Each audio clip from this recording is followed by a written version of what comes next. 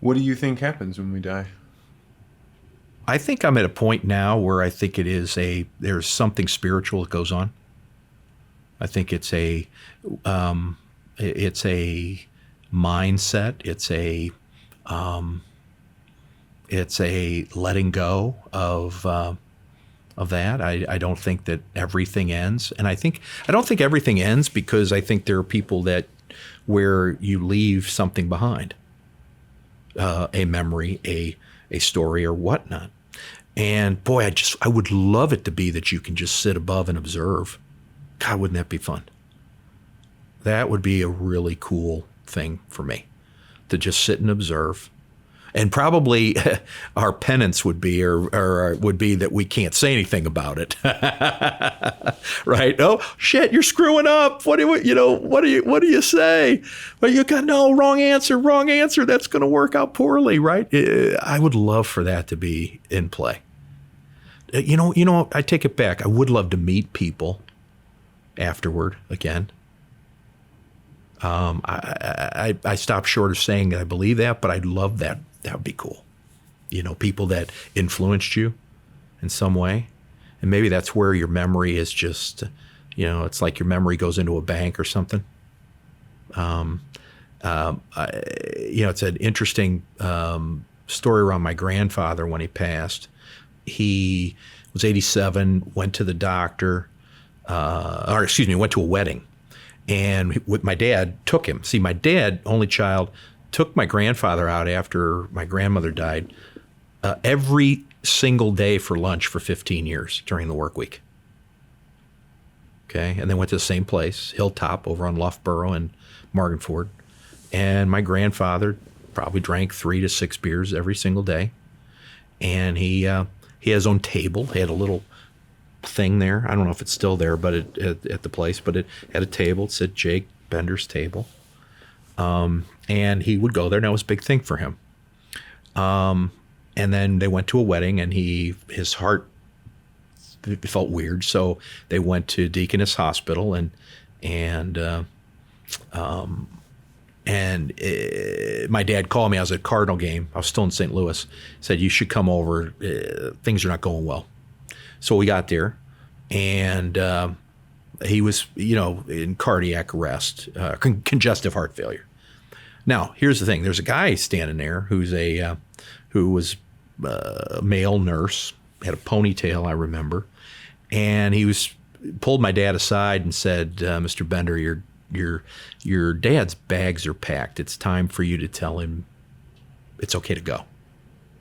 My dad was like, nope, he's coming out of here. Coming out of here. He was defiant. So finally, everybody shows up. The guy pulls him dad aside again. And he says, "Your dad is struggling. You need his bags are packed. Tell him it's time to go." He said, "Nope, not doing it." And he says, "You know what? We're all going to go next door and have a beer. We'll talk about it." So we all go next door. My brothers, my dad, my mom. I think a couple other people showed up. And we're telling stories about my grandfather because he was a big fish, not financially, but just a storyteller. And we were telling old goofy stories like the Billiken story, right?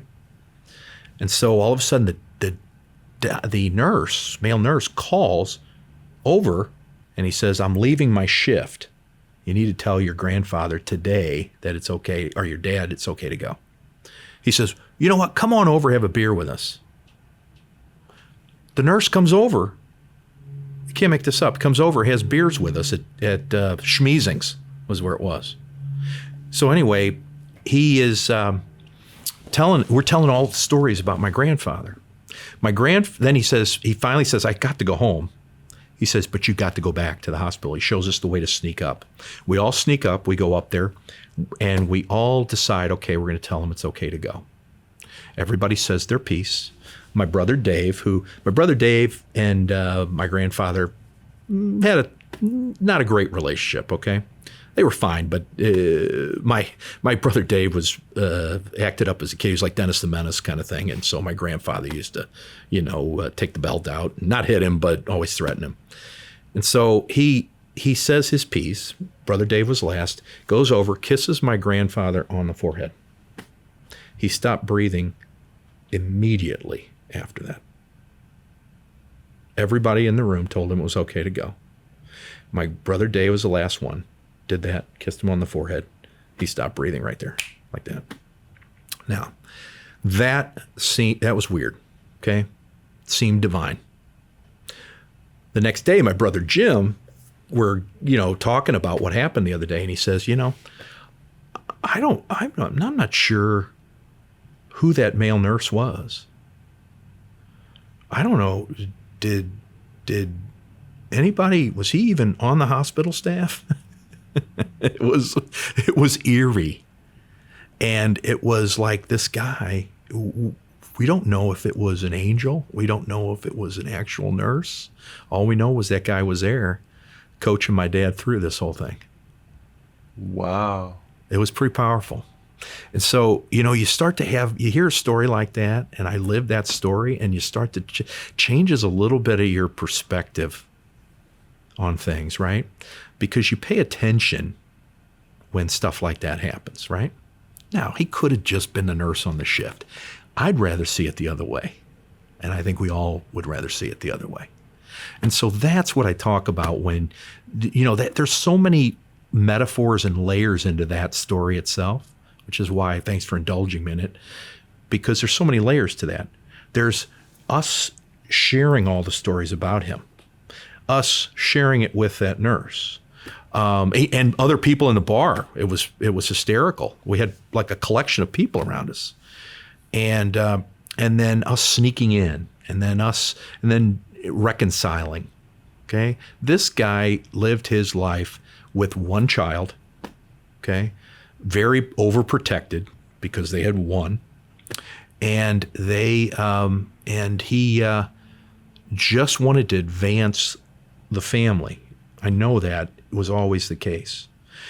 And what's interesting is he came from wealth in Russia and just wanted to advance the family here. I think that was really when it was all said and done. I think he knew he couldn't do it himself. Okay, no education, no college education. Okay, and I think that's why they fought like hell to get my dad into WashU. And then, so I think a lot of this legacy that we're talking about for me is that. Advancing family. Took me a long time to get there, but I really do believe that. And I feel a sense of responsibility in it.